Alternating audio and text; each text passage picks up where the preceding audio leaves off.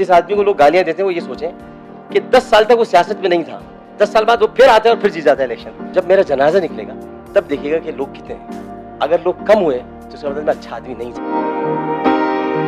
है। जिंदगी का नाम मगर क्या है जिंदगी, तन्हा थी और हमेशा से तन्हा है जिंदगी।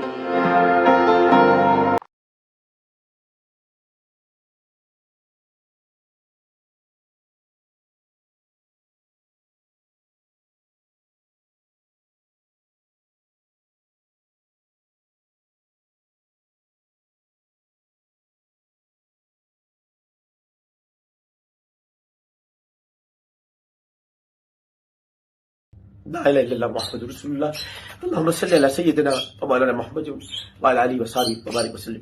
मेरा आखिरी सलाम आपको। लेकिन उसे कोई गिरफ्तार नहीं करता। इस मुल्क में FIA नहीं, साइबर क्राइम नहीं, कोई ये वीडियो रिमूव नहीं करता, कोई इन यूट्यूबर्स को गिरफ्तार नहीं करता कि जो रोज जाकर उसे सवालात करते, आप क्या किया, कैसे करते थे, क्या करते थे, उनमें मर्दाना ताकत थी नहीं थी। ये कोई सवालात है, ये कोई सहाफत है? तो बस मैं आपसे कहना चाहता हूं कि मैं बहुत जल्द पाकिस्तान से हमेशा के लिए जा रहा हूं। आप लोगों से मेरी जान छूट जाएगी, फिर ना आपको कोई मीम बनाने वाला मिलेगा।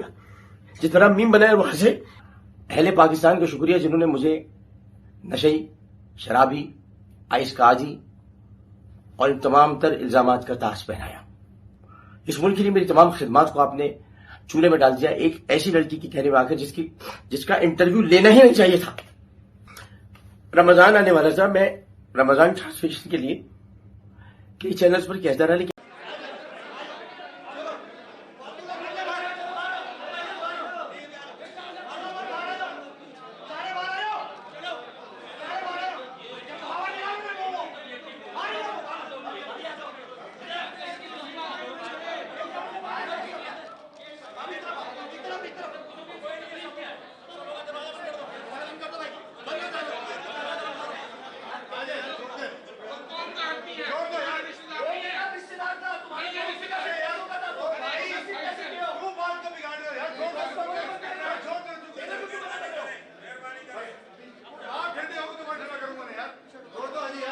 देखें, जो भी खबर आमिर भाई की चल रही है, मैं तो अभी टीवी भी नहीं देखा है इनफैक्ट क्या खबर चल रही है, लेकिन जो भी ये खबर चल रही है ये तो सब बकवास बात है कि ड्रग्स थी या ओवरडोज था। अल्लाह न करे ऐसा कुछ भी नहीं था।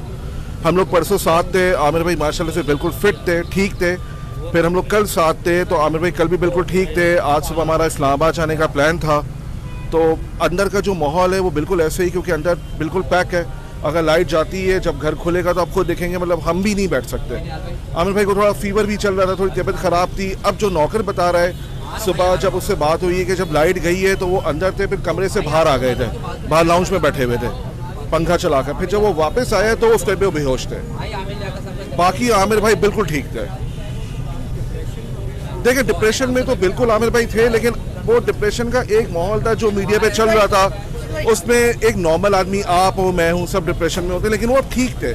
तभी वो इस्लामाबाद से कराची आ गए थे और इनफैक्ट बल्कि प्लान कर रहे थे ट्रैवल करने का, वो इसीलिए कर रहे थे कि बिल्कुल ठीक थे, सब कुछ ठीक ठाक था। तो अल्लाह न करे ऐसी कोई बात नहीं थी। अब बाकी रिपोर्ट आएगी तो पता चलेगा इंशाल्लाह।